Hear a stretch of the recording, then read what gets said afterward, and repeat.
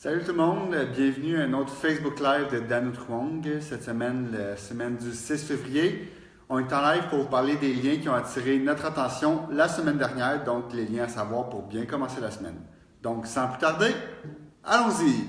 Donc en premier, Pinterest ajoute des search ads avec des keywords et des shopping campaigns. Pinterest, c'est comme un drôle de réseau social parce que peu importe ce qu'on dit, Pinterest est encore actif. Est-ce qu'il est encore très actif? C'est une bonne question. Par contre, il est encore actif et maintenant arrive avec des nouveaux formats de publicité. Donc, ça veut dire quoi? Ça veut dire que si quelqu'un cherche recette d'Inde, une compagnie d'Inde va pouvoir afficher. Est-ce que c'est disponible au Canada? Très bonne question, je ne crois pas. Comme bien des outils, l'offre de publicité est seulement aux États-Unis. Par contre, si ça marche très bien, on a juste à attendre, mais ça va arriver très bientôt. Maintenant, deuxième lien, qui est sans être game changer, qui est intéressant pour ceux qui utilisent l'outil. MailChimp annonce la gestion des campagnes Facebook Ads à travers son outil. Donc, MailChimp, pour ceux qui ne connaissent pas et qui se demandent quoi choisir comme outil infolettre, eh bien, voici votre réponse, MailChimp. MailChimp, pourquoi MailChimp? Parce qu'il est gratuit jusqu'à, je pense, 2000 personnes à qui on envoie. Donc, ou 2000 envois par mois qui est possible. Donc, c'est très utile. Et maintenant, il y a un outil de gestion de Facebook, il y a un outil de gestion de Facebook Ads. Donc, sûrement, ça va simplifier la gestion de vos audiences premières, de vos audiences MailChimp à Facebook Ads. Donc, à suivre, voir exactement ce que ça va donner. Mais un outil de plus, on ne peut pas cracher sur ça. Ensuite, un outil maintenant, si on tombe dans une autre catégorie de budget, Facebook annonce qu'il va permettre un outil qui permet de comparer la publicité Facebook versus la radio, la télé et le print. Donc, qu'est-ce que ça veut dire? Ça, c'est en partenariat, je crois, avec Nielsen. Oui, avec Nielsen et Comscore et plein d'autres partenaires comme Double Verify. Facebook va permettre aux gens de pouvoir comparer est-ce que c'est mieux de faire une campagne Facebook Ads ou c'est mieux de faire une campagne de télé. Donc, c'est quand même intéressant pour ceux qui ont des budgets télé. Donc, c'est à suivre exactement comment ça va vraiment venir changer la game. Le problème de Facebook, il faut savoir, disons qu'au niveau de la certitude des données, Facebook, il y en a un petit peu à se rattraper. Donc, à suivre. Snapchat vient de lancer quelque chose de quand même drôle. Snapchat vient de lancer des QR codes. Pourquoi c'est ça? Parce qu'il a lancé des codes un peu les snap codes, comme vous voyez. Mais c'est des snap codes, mais au lieu d'être des profils, maintenant, c'est des liens URL.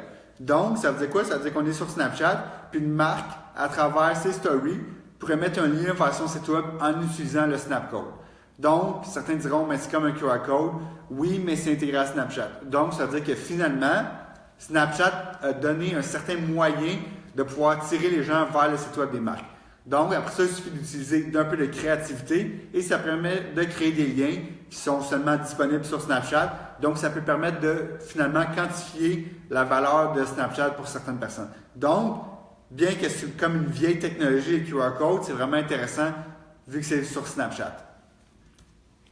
Ensuite, Facebook est en train de développer des branded filters pour les selfies. Donc, ça veut dire quoi? Un peu à la Snapchat qui fait les lens sponsorisés, bien, Facebook veut faire la même chose pour tous ces outils.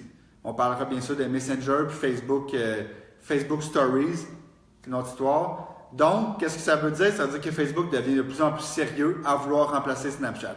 Et on va d'ailleurs en parler plus longtemps de ça, mais dans quelques instants. Finalement, l'avant-dernier lien, une étude de iProspect mondiale dit que les CPC mobiles sur AdWords vont augmenter. En 2016, ça a augmenté de 26%, tandis que les shopping ads, les dépenses de shopping ads ont augmenté de 41%. Donc, ça veut dire quoi? Ça veut dire que de plus en plus, les gens comprennent que les gens font beaucoup de recherches sur mobile. Et comme n'importe quoi, plus qu'il y a de monde qui comprennent la game, plus que ça coûte cher. Donc, si vous n'étiez pas encore sur mobile, spécialement avec vos Google AdWords, c'est le temps de vraiment y penser parce que la game, petit à petit, change et les prix augmentent. Donc, pensez-y. Et maintenant, pour mon dernier lien, j'invite Rémi à venir me rejoindre au Full Metals. Salut tout le monde, je m'appelle Rémi, coordonnateur marketing avec les gars d'Ano Truong. Donc, on vous parle aujourd'hui de Snapchat encore une fois. La popularité de Snapchat en fait a baissé beaucoup depuis l'arrivée d'Instagram Stories. Et je pense que c'est quelque chose qu'il fallait s'y attendre un peu. Instagram a déjà un très gros fanbase et surtout depuis l'arrivée des stories, les gens créent beaucoup moins de contenu sur Snapchat, particulièrement les influenceurs, les célébrités. Il y a une étude qui le montre. Une boîte de New York qui ont fait une étude sur à peu près 2000 comptes Snapchat de célébrités et on peut constater une baisse d'à peu près 25% de création de contenu juste au niveau des stories. Et autre chose par rapport à ça, évidemment, je pense que laissez-moi regarder ça. Oui, c'est ça.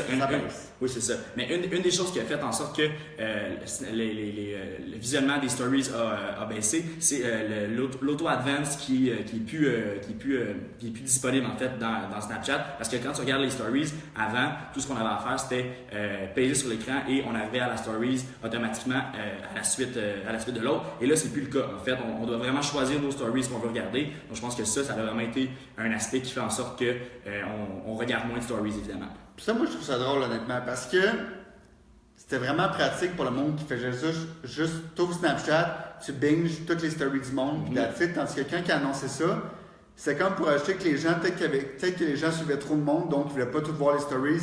Puis Snapchat s'est rendu compte qu'en skippait beaucoup, mais au final, ça fait que pour l'utilisateur, c'est plus slow, puis ça fait que les marques, que des fois qu'on pense peut-être moins à regarder leurs stories, fait qu'on les regarde moins. Oui, effectivement. Effectivement. Puis c'est vrai, moi aussi, quand je suis dans mon Snapchat, je regarde simplement les stories des gens qui m'intéressent, c'est-à-dire mes amis souvent, puis les marques, disons que ça prend le bord un peu. Donc, à suivre, surtout que Snapchat s'en va en IPO très très bientôt, donc il va devenir public. Donc, à suivre là-dessus dans les prochaines semaines. Donc, on va vous mettre tous les liens desquels on a parlé aujourd'hui sur la page Facebook pour que vous puissiez les consulter après le Facebook Live. Exactement. Et n'hésitez pas à poser vos questions en commentaire. Nous sommes là pour vous. Merci beaucoup.